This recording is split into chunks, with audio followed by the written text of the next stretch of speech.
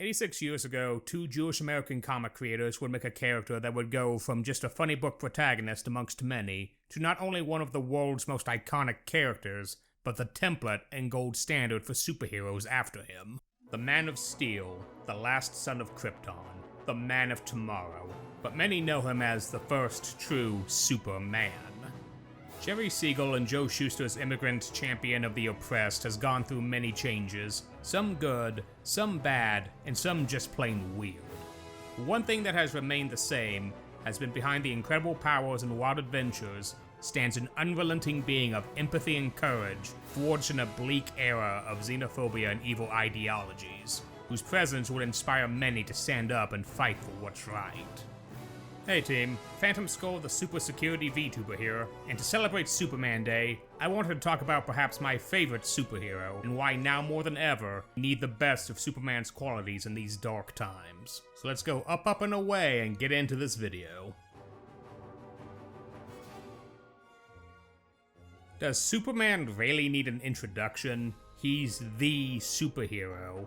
And if you're a regular watcher of a guy who calls himself the Super Security VTuber and don't know him, I'd be deeply perplexed. This isn't really going to be a deep dive and more of me giving some personal thoughts on Superman, so it will be a short one. Sadly, life ate up a lot of my time to get this and the duplicate video done for this week, but I wanted to get something out, so let's get right to it.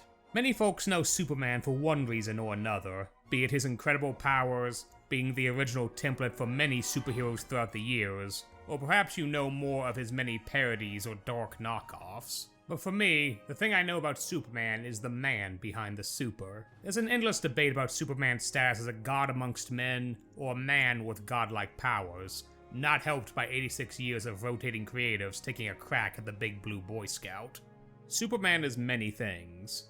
An alien refugee from another world, a simple adopted farm boy from Kansas, a mild-mannered reporter, a champion of the oppressed. He is many things, and the last thing he'd want to be is considered a god. For fans of Superman, it's not his powers or feats that people love him for, it's the fact he has all that power and is still a kind-hearted and loving man. Superman is a person with endless empathy.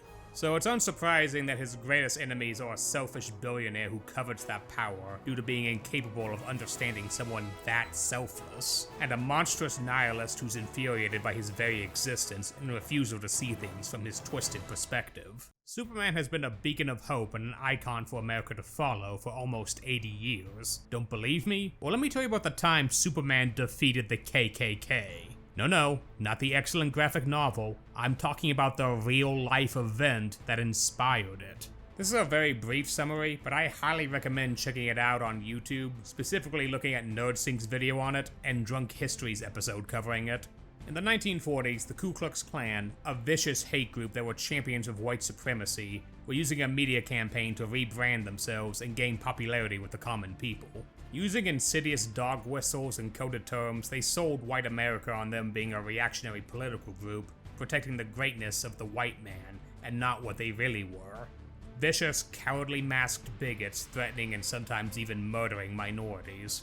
Unfortunately, they were rather successful in this campaign, especially in the American South. And while many brave souls tried to expose this rotten organization, they found their warnings falling on deaf and apathetic ears. Stetson Kennedy grew up in the South and always hated the KKK. He would bravely infiltrate the group, learning their dumbass code words, secret handshakes, and how much of a grift the whole thing was. They literally charged their members $15 for a sheet in the hood. I'm not gonna bore you with an economic lesson, but $15 in 1946 was almost $250. Imagine paying $250 for a cheap copy of a Spanish Pentience robe. That's a whole other conversation, but ask Spanish Catholics what they think about the KKK, and they'll make it clear they have eternal beef for them bastardizing their drip. As silly as they were for their secret handshakes and overpriced bed sheets, the Klan at the time had dangerous connections. Judges, police, even some local government leaders were proud members of the organization. So Stetson needed to find a creative way to unmask and discredit the group. And that answer would be Superman.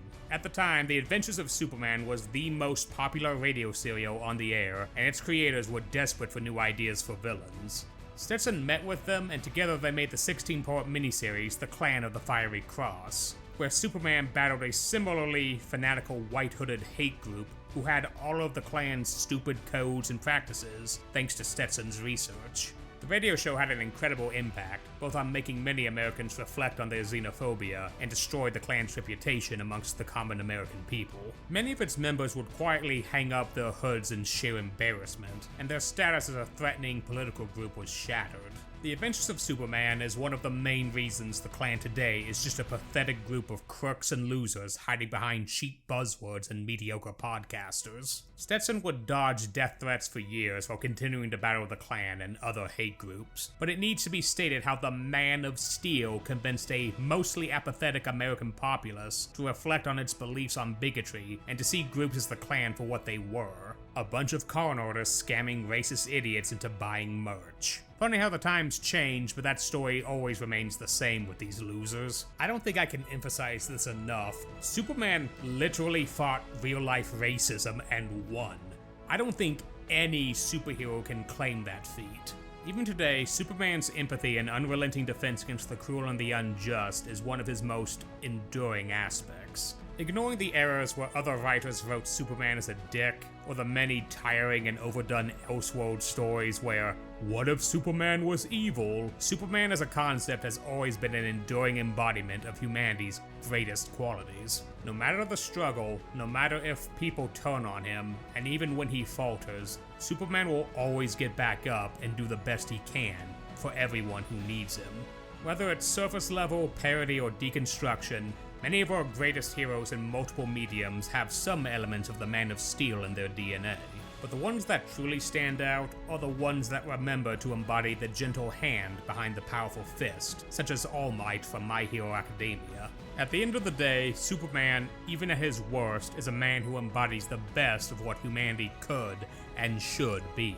As I've gotten older, his powers and abilities have become secondary to those core aspects. It's why I love the endless kindness of the Man of Tomorrow more than his ability to move planets. Calling someone like Superman meaningless consumer entertainment is an extremely facetious take, given all that has been inspired by this flying blue wonder. I could go on for an hour about my love of Superman and his prevalence in pop culture and our own lives, but I do need to wrap this up. At a time when sadism and apathy are on the rise, and real-life Lex Luthors are trying to convince people that empathy is something to demonize, Superman is needed now more than ever. His unyielding courage, kindness, and above all, endless empathy are things we as people need to better strive for. That's ultimately what I'm the most excited about with Gunn's upcoming Superman movie, besides clearly not being embarrassed but embracing its comic book roots. Imagine not being embarrassed about making a superhero movie.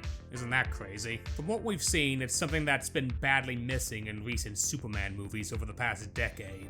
A Man of Tomorrow that truly stands for hope and courage. I've said this before, and I'll say it again for everyone in the back. At a time when the worst of humanity is trying to convince you to be a Lex Luthor, no matter how hard or unrelenting they are in their viciousness, I encourage us all to always strive to be a Superman. Thanks for watching, and happy Superman Day. Hey, thanks for checking out my video. If you liked it, I'd appreciate a like and a comment. My channel is still pretty new, so every little bit helps with finding my place on this wacky platform. Be sure to subscribe for more superhero and other geeky fun videos. As the channel grows, I appreciate all of your kind comments and support. Also, happy Easter to you all as well. Take care of yourselves, and have an amazing Superman Day.